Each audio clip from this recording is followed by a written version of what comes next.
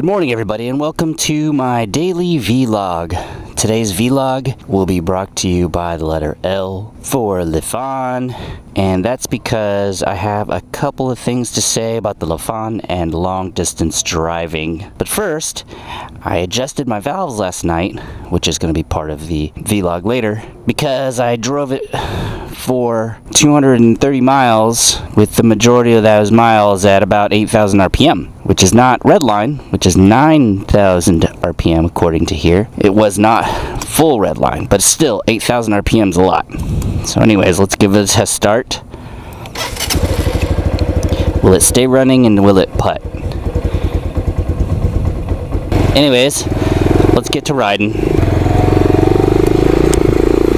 Okay, to begin with, background, I don't know if you haven't heard from any of my other videos, which is very possible. I drove to Galveston with a buddy from Spring, Texas, which is relatively far, and it was a total of about 230 miles for those 2 days worth of riding. It was pretty brutal, to say the least, but it was fun, and it was a learning experience. It was also a test. The Lifan ran at about 8,000 RPM for about 90% of those miles. To be honest with you, about 90% of those miles at about 8,000 RPM. I was worried that at 8,000 RPM, my valve lash would get out of alignment, which it did, and then I thought something would break, and nothing broke. Actually, she ran like a champ at about 60 to 65 miles per hour all the way over there. That video will be released soon. And that one's a really hard one because there's so much footage. I mean, there's like gigabytes and gigabytes of stuff that I had to sift through. And then I got to remember what I did so that I can remember what order it all goes in.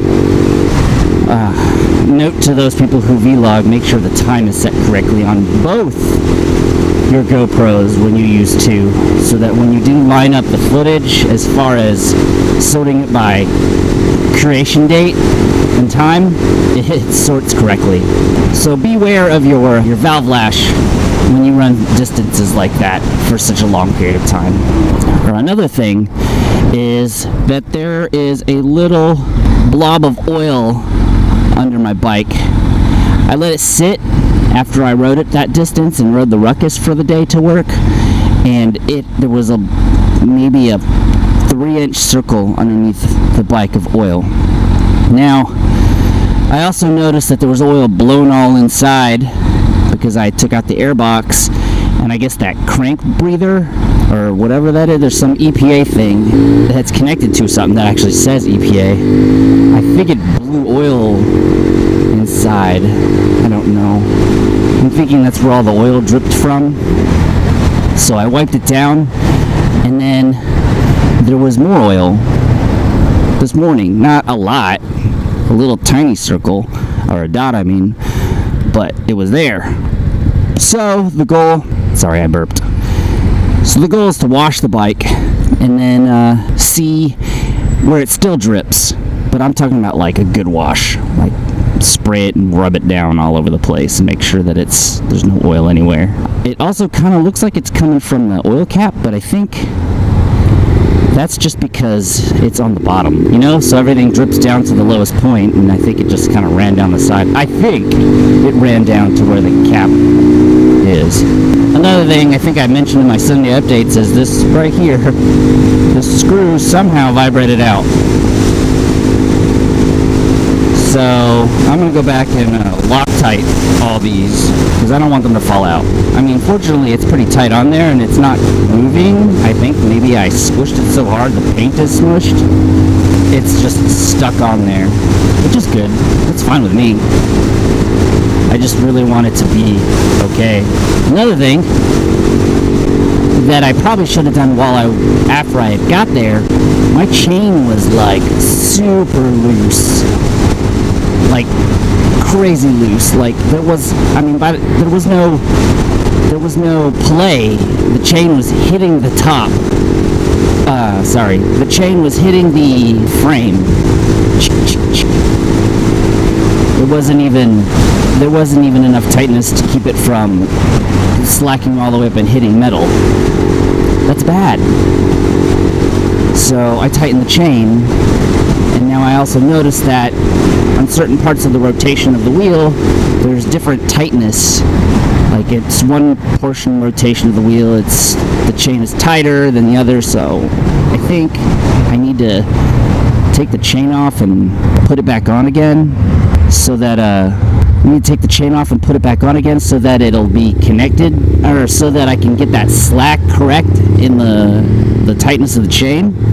Lesson learned: if you ride a long trip, go check your chain at the place that you arrived, or at least come up with a checklist. Check your oil, check your chain, check your lights. I guess that's a good checklist, right? Those are the basics. You don't want your wheel to fall off. You want people to see you at night. Oh, you want to make sure there's air in your tire. Another thing that I had as a problem when I was riding, or after I rode, when I was riding, that was the most annoying thing in the world, is the gas gauge. That is definitely one of my most major downsides. It showed that I was empty, and then I could ride on empty forever. And then the way that I could tell that I was running out of gas is that it was the last dot stopped blinking. So then I would go fill up with gas, and it would always be about 0.9. I mean, I'm talking about the first day I rode to Galveston, I filled up my tank 3 times. I mean, of course, I didn't burn off the last tank, but I burned through 2 tanks of gas, which was about a little under 2 gallons of gas if you total it all up. But then I ride the Ruckus, the light turns on, and it kind of goes off and on and off and on. But when it's solid, I know to go get gas. Well, I went to go get gas, and it was more than I've ever put in the Lifan in one go. Anyways, that is a disappointing part. Another thing I also learned about the Lifan is that the kickstand, I don't know if you can see it, the kickstand is welded to the crossbar of the most horrible pegs in the world. This solid peg bar that goes across, I just realized, has the kickstand welded to it. I don't know if that's normal. I've never had other mini bikes before. If I replace or fix the pegs so that it can go across, then I gotta figure out a kickstand solution. Man, I don't want to sound frustrated because I still love this bike, but goodness gracious, it's amazing how something so small of a decision can ruin an experience on particular parts of a motorcycle. And if anyone's wondering, I used a speedometer app on my phone to tell me how fast I was going, because 70 miles per hour on the regular gauge equals 60 miles per hour on the GPS.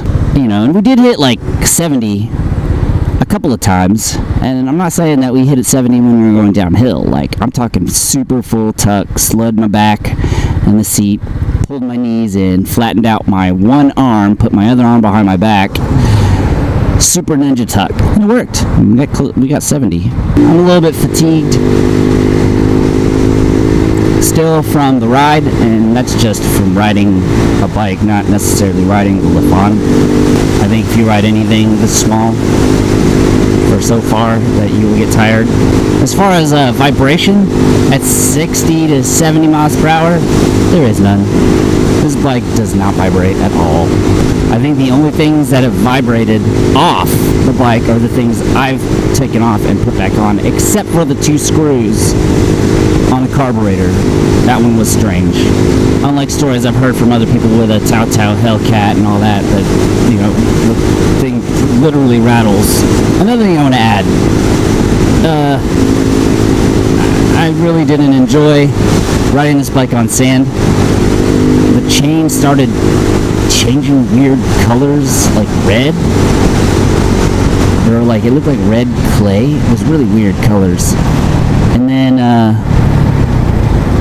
I took apart the front sprocket cover, and it was all splattered in there and red. It looked like rust. I hope it wasn't rust, but it looked really bad. So, I mean, unless you want to, and you don't care, and you're willing to clean it, go ahead and drive on all the sand you want. But for me, no thanks. I'll ride on dirt before I ride on sand. I feel like all that salt in the sand is going to make my bike rust to death. Anyways, it's time for an oil change. I feel like that's time for, what? Oh yeah. We're at double my mileage now. Remember, I got this replaced at 1,200 miles, and now I'm almost at 1,200 miles again, so I'm at 2,400 total. So it's almost done. So I'm thinking about breakfast. So time for Whataburger again. What do you guys think? Whataburger, Whataburger. Whataburger, Whataburger. Why is my throat so scratchy? Alright, we're at an impasse. Whataburger or no Whataburger? Alright, Whataburger. But this time, we'll get something different. Let's make this quick, guys. I'm hungry. What are we getting? Taquito? Yeah. This is Whataburger. My name is Brianna. May I help you? May I have a number 20 with sausage, egg, and cheese, and an orange juice to drink? With the orange juice? Yes, please. Anything else? That should be good. 582 second window. Yeah, the app 2780. Thank you. Thank you.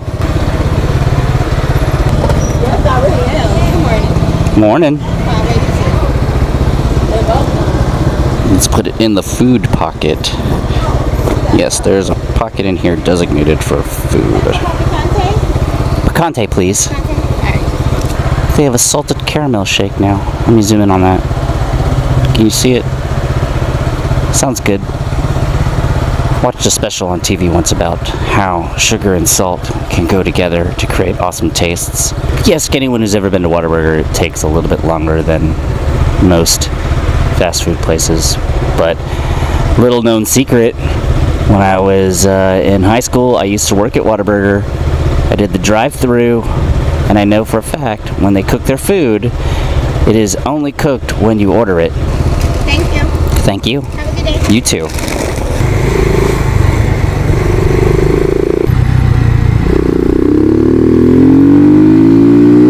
Alright, we're done with Whataburger.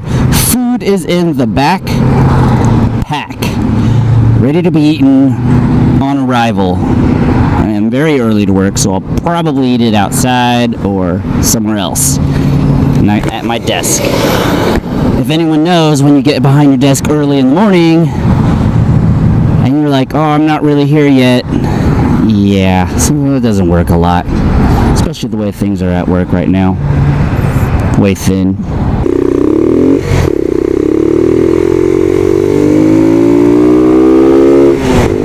I swear, I see this gas gauge blinking at empty more than I ever see it with fuel in it.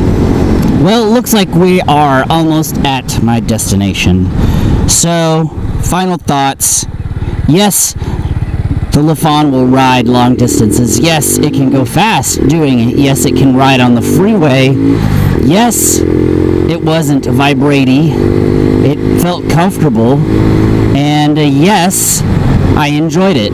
It doesn't mean that in the end I had to do some maintenance to make sure that nothing was going to blow up or catch on fire or break. That still has yet to be determined on at least the oil leak portion of it. But yeah, it can do it. Do I recommend it? Yeah, I don't know about that far. Or at least plan some more stops in between. I mean, the trip home took us like an hour and 45 minutes versus the trip there, which had tons of traffic, took us well over 2 hours. Anyways, thank you for watching. Don't forget to like the video. If you've watched it all the way to the end, you get a plus. Don't forget to subscribe to the video, to the channel if you haven't already. Go ahead and share this channel with other people if you would like. Spread the news. Let's see if we can get some more mini bike people together or small motorcycle people together. And please, I love comments. I love having conversations in the comments. I don't know, look at any video that I've ever had, and I pretty much answered every single one, even the trolley comments. So, thank you, and I will see you next time.